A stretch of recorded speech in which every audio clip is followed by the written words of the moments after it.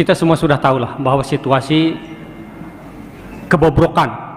Nggak apa-apa, saya juga sama dengan Pak Harto. Kalau misalnya mau diapain, nggak apa-apa. Tetapi saya punya keyakinan bahwa saya berjuang untuk agama, bangsa, dan negara. Itu koridornya. Dan saya sebagai mantan prajurit, ya saya hadir di sini itu juga karena sumpah saya dulu. Sumpahnya diantaranya adalah, demi Allah saya bersumpah, saya ya pribadi, bahwa saya akan setia kepada Negara Kesatuan Republik Indonesia yang berdasarkan Pancasila dan Undang-Undang Dasar 1945 yang asli, bukan yang sekarang Undang-Undang Dasar 2002, bukan, yang asli. Jadi oleh karena itulah saya hadir di sini, gitu ya. Karena itu sampai yaumil akhir itu sumpah saya pribadi kepada Yang Maha Kuasa. Saya harus setia kepada negara, bukan kepada pemerintah. Kalau pemerintahnya itu amanah, ya, dia pegang itu pedoman kehidupan berbangsa dan bernegara, Pancasila dan UUD 45 yang asli, oh saya siap rela mati untuk kepentingan pemerintah. Tetapi manakala pemerintah ini mengakomodasi komunis, kemudian gayanya liberal kapitalis, enggak, saya siap mati untuk itu, untuk mengembalikan. Allahu Akbar. Jadi Bapak Ibu sekalian, ya kita sudah tahulah situasi negara ini. Kita jangan bohong. Jadi saya sebenarnya ada keprihatinan saya, ya, kepada adik-adik saya yang masih dinas. Harusnya TNI dan Polri, oke lah Polri itu bukan kesatuan saya, tetapi TNI harusnya dia pegang koridor. Manakala pemerintah keluar dari koridornya, harusnya dia datang kepada pemerintah. Pemerintah masuk loh kepada koridor. Ini loh yang dibuat oleh founding father kita. Di sana tujuan kita. Sekarang saya mohon maaf ya, dari tujuan negara saja sekarang sudah diacak-acak. Sekarang kan ada 4 tuh tujuan negara tuh: melindungi bangsa dan wilayah, ya, mensejahterakan kesejahteraan umum, mencerdaskan kehidupan bangsa, kemudian ikut serta di dalam perdamaian dunia. Sekarang kita lihat wilayah dijual. IKN tadi saya disampaikan oleh Pak Harto 190 tahun. Siapa yang akan di sana? Ya. Saya ke BUMN sekarang, kalau saya tidak salah, boleh dikelola asing oleh 100% dikelola oleh asing. Padahal itu adalah sarana untuk entrepreneur bangsa kita. Ya. Jadi semua acak adul. Jadi kalau kita lihat ya, apa sih kehidupan berbangsa dan bernegara?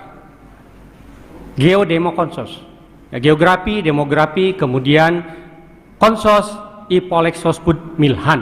Coba mana ada nggak sekarang yang membanggakan kita dari seluruh kehidupan, komponen kehidupan berbangsa dan bernegara. Semua memprihatinkan. Sekarang para pejabat, punten ya, oknum lah saya sampaikan, ya tidak semuanya mungkin, tetapi kalau menurut saya mungkin hampir semuanya juga gitu. Sekarang itu berlomba-lomba untuk mencari kekuasaan, untuk mencari duit, kekayaan, untuk apa? Perutnya kenyangnya perut masing-masing. Loh saya prihatin Pak, saya di Bandung tiap hari saya melihat itu bangsa pribumi yang harusnya mewarisi kekayaan negara ini hidup dari tong sampah satu ke tong sampah yang lainnya. Innalillahi. Kalau saya monitor ceramahnya Cak Emput atau Pak Mahfud, kalau pemerintah ini mengelola negara ini dengan benar dari tambang saja, harusnya pemerintah mampu menyantuni warga negaranya mulai dari yang baru lahir sampai dengan ke yang mau game over 20 juta per bulan harusnya. Tetapi sekarang apa yang dirasakan oleh rakyat, oleh masyarakat kita? Tidak ada tuh menurut saya, ya benar-benar berjuang. Yang sekarang diberi mandat oleh rakyat itu berjuang untuk kepentingan rakyatnya. Jadi harta kekayaan negara yang dikelola oleh mereka itu benar-benar berjuang untuk kepentingan rakyatnya. Gak ada. Ada sih ada, tetapi menjelang saat pemilu sekarang nih yang dibutuhkan. Baru dikasih sembako rakyat, tetapi hanya untuk mencari suara. Innalillahi.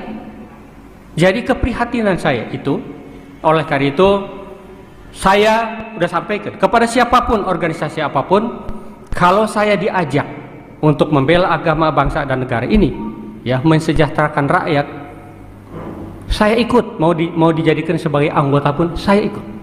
Dan saya tidak pengen apa-apa, ya. Saya usia udah 65, sudah dapat bonus. Apalagi Pak Harto tadi, Pak Slamet, Pak Narko, kita ini udah bawa tanah, nggak pengen apa-apa lagi, tetapi selamatkan anak cucu bangsa ini.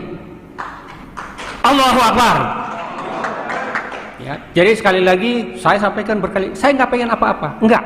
Kalau seandainya Undang-Undang Dasar 45 sudah kembali ke aslinya, di situ ada proteksi terhadap pribumi Nusantara. Saya tidak mau seperti Singapura, saya tidak mau seperti Amerika yang Indian itu hilang dari peredaran. Kemudian saya juga tidak mau seperti aborigin di Australia.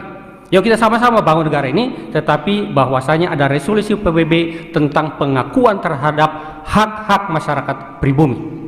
Jadi yuk sama-sama kita bangun, ya. Ya punten ya, yang ada warga negara Indonesia dari bangsa lain, ya, yuk sama-sama kita.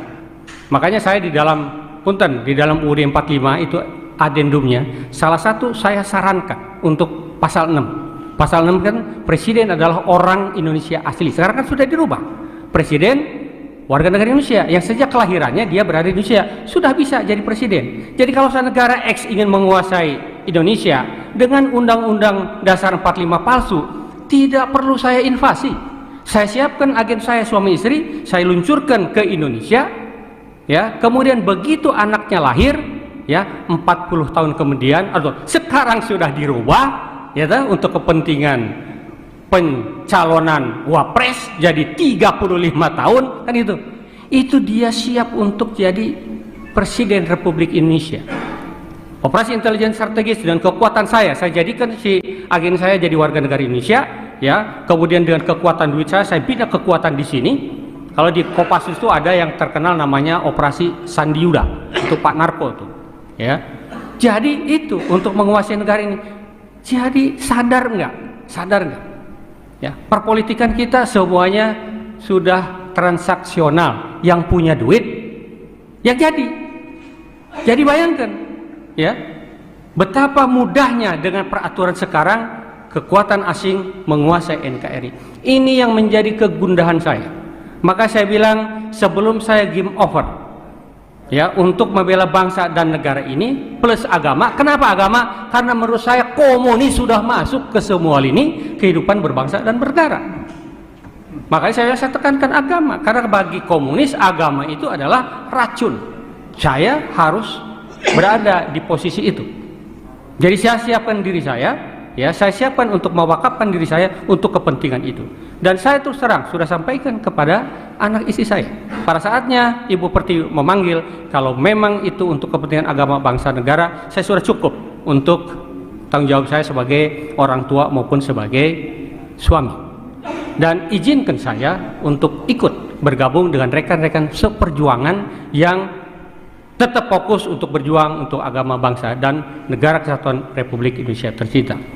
Jadi Bapak Ibu sekalian, ini kenapa kita ada ini, karena pemakzulan ini ikut di dalam, karena satu tadi saya sumpah saya sebagai prajurit dan itu adalah sumpah perorangan, dan yang kedua memang situasi NKRI sekarang ini tidak dalam keadaan baik-baik saja. Ibu Pertiwi sedang sakit, perlu dibantu, perlu diingatkan, yang sekarang sedang bau reksok, kira-kira begitu. Yuk kita sama-sama, saya berharap mudah-mudahan kita tidak pesimis Pak Harto, walaupun memang kalau secara normatif sekarang ini pemerintahan, kalau orang Sunda bilang pemerintahan kumaha aing, semau gue yang berkuasa kok, ya kan? Nggak akan Pak, secara normatif nggak akan bisa digoyang, nggak bisa, ya. Tetapi paling tidak menyadarkan masyarakat bahwa situasi ini harus ada perubahan. Kalau